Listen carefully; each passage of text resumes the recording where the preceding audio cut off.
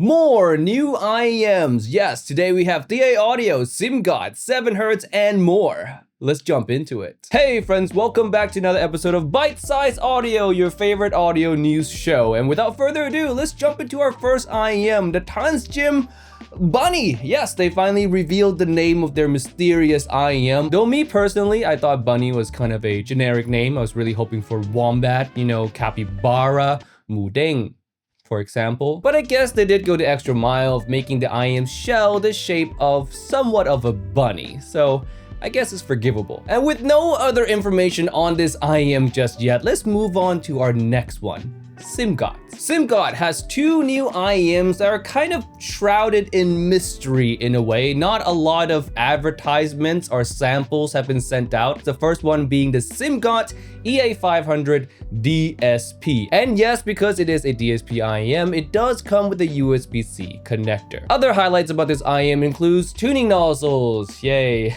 my favorite, and also the shell. The shell in this case is different from the original EA500's more reflective shell. The shell on the EA500 DSP is what they call a hardened, sandblasted, anodized alloy, which is supposed to be more scratch resistant and also more durable. And it also kind of looks a bit sexier than the old EA500, at least I think so. Other than that, it is still a single dynamic driver setup and it comes in at $79.99, available for sale right now. And to my knowledge, it's been available for quite some time, which is why it's kind of mysterious that no graph of it is available, which also means no units of it was kind of ever sent out, or at least no one received the unit yet. Now the next Simgot IEM is also mysterious, but in a different way. This one is a Simgot ET142, a hybrid planar and piezo driver IEM. Now, while information on this IEM is scarce, we don't have a date of release, we have no prices, it's not even mentioned on any sales website,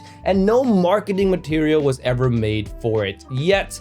But we do have graphs from a couple reviewers actually. And here's a graph for the ET142, and it looks to be interesting, to say the least. Other interesting accessories include, once again, tuning nozzles.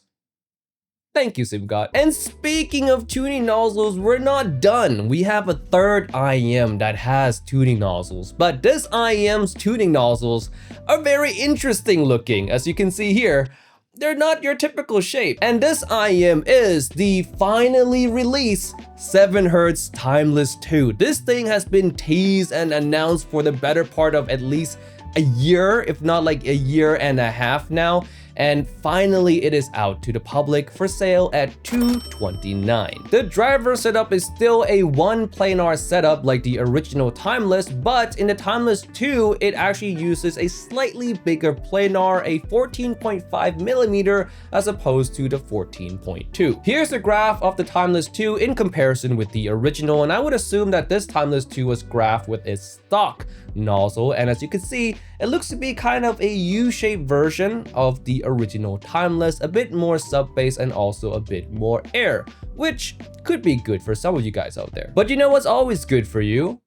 Saving money with our Black Friday sale going on right now at Hangout.audio. Up to 25% off the best IEM on planet Earth. The link will be in the description down below. Sales also ending by December 3rd, so please come check it out. Now, back to the news. 1 little, 2 little, 3 little drivers, 4 little, 5 little, 6 little drivers, 7 little, 8 little, 9 little drivers, 19 drivers in the new Valhalla by Thieaudio. Yes, we are getting a new flagship from Thieaudio, and the 19 drivers inside the IEM is all BA as well, which puts it more in line with the now discontinued Voyager series, which in that collection, all the IEMs are built with only BAs. Now, the only IEM left in that collection that's still around today is the V16 Divinity, which goes for $1,500. So my guess is that the Valhalla would be slightly bit more expensive than this. Now, according to Thieaudio's own write-up, the 19 drivers is broken down into 4 drivers for the bass, 10 drivers for the low mid-range, 4 for the mid-treble,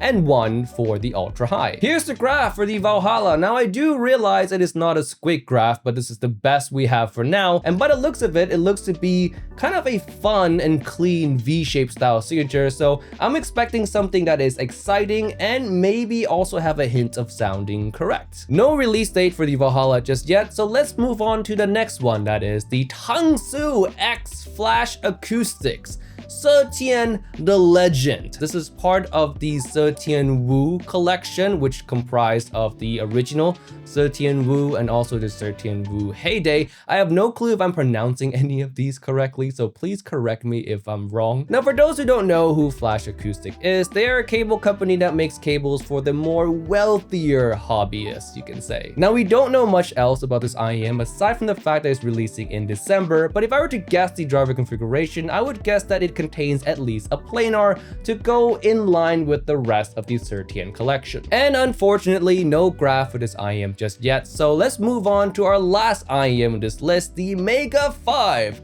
EST Bass Plus. Same configuration as the original Mega 5 EST, and judging by the graph, you can see that it is indeed a Bass Plus version of the original Mega 5 EST. So for those of you who think that the meta tuning is too boring and you want more bass, well, here you go. It is available at $589 US. And with all that being said, don't forget to check out our Black Friday sales again at Hangout.audio. Links to all of that is down below, and I'll see you guys next time for more IEM shenanigans and IEM news. Peace out and bye.